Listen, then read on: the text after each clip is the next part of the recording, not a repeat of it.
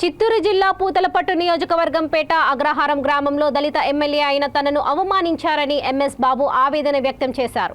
ఆయన మీడియాతో మాట్లాడుతూ ప్రభుత్వం చేపట్టిన గడప గడపకు మన ప్రభుత్వం కార్యక్రమంలో భాగంగా పేట అగ్రహారం గ్రామానికి ప్రభుత్వ ఉద్యోగులు, స్థానిక ఎమ్మెల్యే, వైసీపీ మండల నాయకులు, పోలీస్ డిపార్ట్మెంట్ ఇలా అన్ని శాఖలకు సంబంధించిన వాళ్ళు వెళ్లారన్నారు. పేట అగ్రహారం గ్రామస్తులు తమ ఇళ్లకు తాళాలు వేసి గడప గడప కార్యక్రమాన్ని బహిష్కరించారని తెలిపారు. ఈ విషయంపై పేట అగ్రహారం ప్రజలు ఇలా చేయడం సరైనది కాదని ఎంఎస్ బాబు అన్నారు. మండలంలో పేట అగ్రహారం పంచాయతీకి అన్ని పథకాలలో దాదాపు 3 కోట్ల వరకు గ్రామస్తులు లబ్ధి పొంది ఉన్నారని ఎమ్మెల్యే వివరించారు. కానీ ప్రభుత్వం కార్యక్రమాన్ని బహిష్కరించడం ప్రభుత్వానికి అవమానించినట్లే అని ఎమ్మెల్యే ఎంఎస్ బాబు తన ఆవేదన మీడియాకు వెల్లడించారు.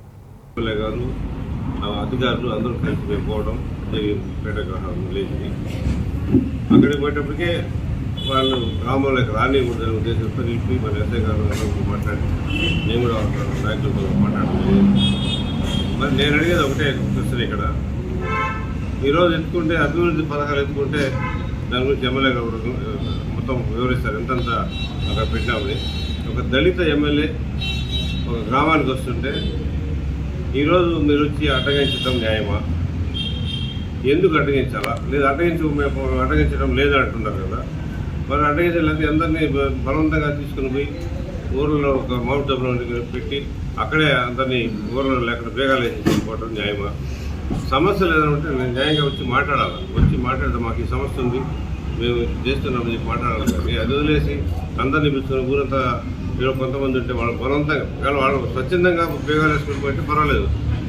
దాని గురించి మాట్లాడటం లేదు. బలవంతంగా తీసుకుని పోయి మామూలు డబ్బులు మేము చూస్తూనే ఉన్నాం. మామూలు డబ్బులు కూర్చోటి మాట్లాడేది కూడా వాళ్ళందరూ అక్కడ ఉండి వాళ్ళు బలవంతంగా తీసుకుని అక్కడ పెట్టుకొని ఇది ఎమ్మెల్యే గారిని అవమానపరిచడం, ఒక దళిత ఎమ్మెల్యేని అవమానించడం న్యాయమా? అంటే దళితులకి మీరేం చేస్తున్నారు? అక్కడ ఉన్న దళితులు కానివ్వండి, బీసీలు కానివ్వండి, చాలామంది ఉన్నారు, అగ్రవర్ణాలు ఉన్నారు, అందరూ ఉన్నారు, అన్ని జాతులు ఉన్నాయి అక్కడ కాసులో, రంగపేట కాసులో, రాగాలకోటలో.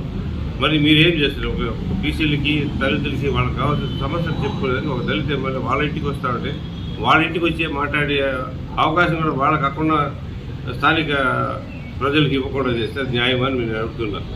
అది వాళ్ళ విజ్ఞతకే మేము వదిలేస్తున్నాం. ఎందుకంటే వాళ్ళు చెప్తున్నారు మేమంతా చంద్రబాబు అంటున్నాడు, మేమంతా దళితులు మా బీసీలు మా వెంట ఉన్నారు, ఎస్సీలు మా వెంట ఉన్నారు, ఎస్సీలు మా వెంట ఉన్నారు. ఎక్కడున్నారు? ఇదే ఇది ఉంటే నిజంగా ఉంటే వాళ్ళకి అవకాశం ఇవ్వాలి కదా మాట్లాడేదానికి.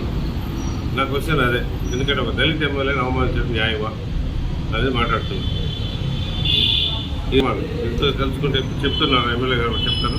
ఎందుకంటే అన్నీ నేను మాట్లాడిపోకూడదు, అన్నీ చెప్తాను, తీసుకోండి. నమస్కారం.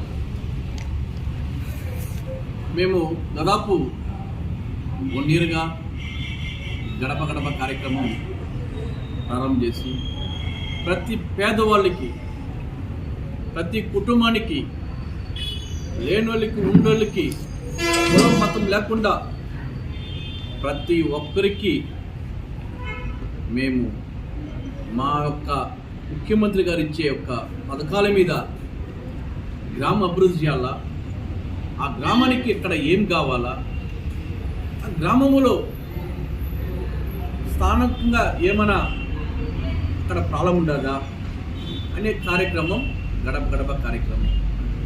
ఈరోజు మేము నవరత్నాల స్కీమ్ మీద దాదాపు ఒక్కొక్క ఇంటికి 1 లక్ష నుంచి 5 లక్షలు 6 లక్షలు వస్తున్నారు. అదే టీడీపీ ఇంటికి ఒక్కొక్క ఇంటిలో 3 పుస్తకాలు చేసుకున్నారు. ఒకే ఇంట్లో ఉన్నారు, 3 పుస్తకాలు డివైడ్ అవుతున్నారు.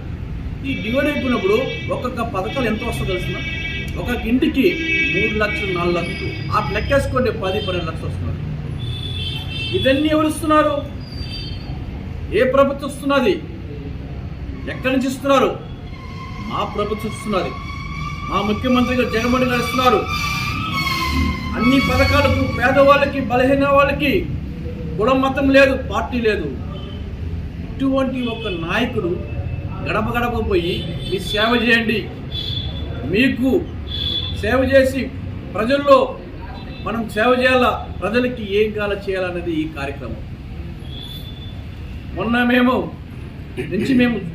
గడప గడప చేస్తున్నాం. దాదాపు 2 వారాలుగా పూతలపట్టు నియోజకవర్గంలో, పూతలపట్టు మండలంలో గడప గడప చేస్తున్నాం. ఎంత మంచి కార్యక్రమం అంటే అంత మంచి కార్యక్రమం. ప్రపంచంలో ఎవరు కూడా చేయకుండా కార్యక్రమం చేస్తున్నాం మా ముఖ్యమంత్రి గారు. మా పెద్దిరెడ్డి రామచంద్ర గారు చిత్తూరు జిల్లాలో ఎన్ని పనులు ఉంటే కూడా పూతులపల్లి గారికి అన్ని పనులని చేయాలా, పూతులపట్టు ఎస్సీ రిజర్వేషన్, అన్ని రోడ్లు కార్యక్రమం చేయాలా, అన్ని పథకాలు ఇవ్వాలని ప్రత్యేకంగా మా పెద్దిరెడ్డి గారు కూడా దీని మీద మంచి ఒక నిర్ణయం తీసుకున్నారు. ఎందుకంటే మీకు అందరూ తెలిసిన విషయాలే, దాదాపు 10 ఏళ్లుగా టీడీపీ ప్రభుత్వం ఉంది. ఏం చేసినారు? ఒక ఇల్లు ఇచ్చినారా పేదవాళ్ళకి?